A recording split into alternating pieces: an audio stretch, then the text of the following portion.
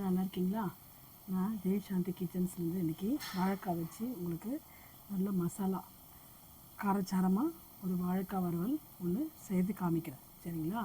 பாருங்கள். சரிங்களா? சிம்பிள் தானா, நல்லாயிருக்கும், டேஸ்ட்டாக இருக்கும். இந்த மாதிரி மெத்தடில் நீங்கள் செய்து பாருங்கள், எப்படி இருக்குதுன்னு சொல்லுங்கள். சரிங்களா?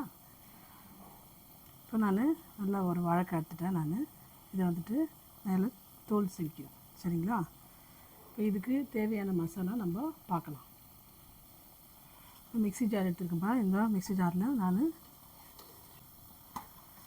ஒரு வெங்காயம், சின்ன வெங்காயம் ஒன்று எடுத்துருக்கேன், அதை கட் பண்ணி போட்டுக்கலாம். சரிங்களா?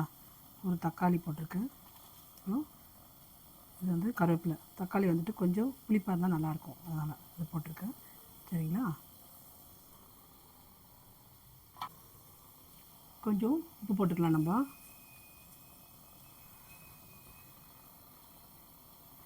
இதில் இஞ்சி பூண்டு பேஸ்ட் போட்டுக்கலாம்ப்பா. மஞ்சள்தூள் ஒரு 1/2 ஸ்பூன் போட்டுக்கலாம்.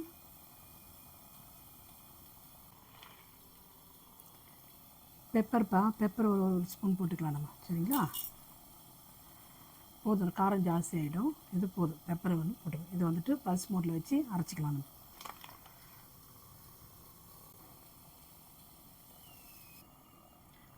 வாழைக்காவை இந்த மாதிரி நம்ம சிரிக்கலாம்ப்பா.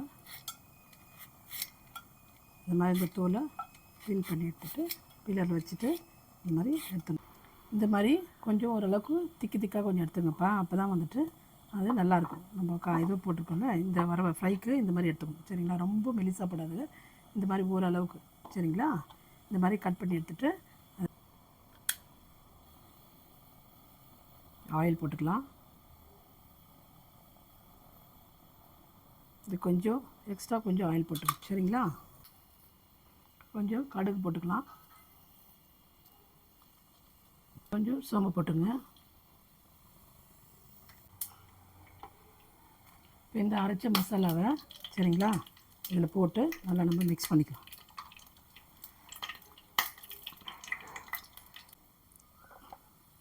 இதில் ஒரு 1/2 ஸ்பூனு அரிசி மாவு போட்டுக்கலாம், கொஞ்சம் பைண்டிங்காக. சரிங்களா?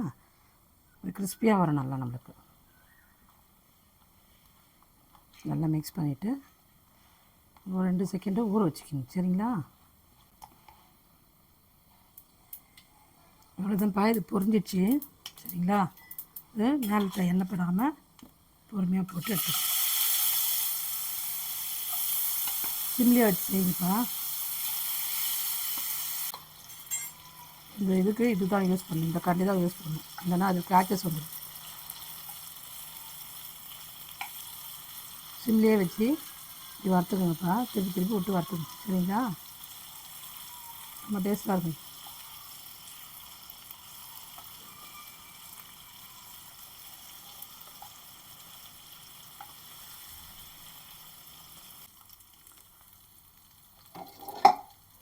கொஞ்சம் மூடி வச்சு அவ்வளோதான். இந்த மாதிரி மொறுன்னு வறுத்து வச்சுக்கோங்கப்பா. சரிங்களா? இதை சாப்பிட்டு பாருங்கள், எனக்கு கமெண்ட்ஸில் சொல்லுங்கள் எப்படி இருந்துச்சுன்னு சொல்லிவிட்டு.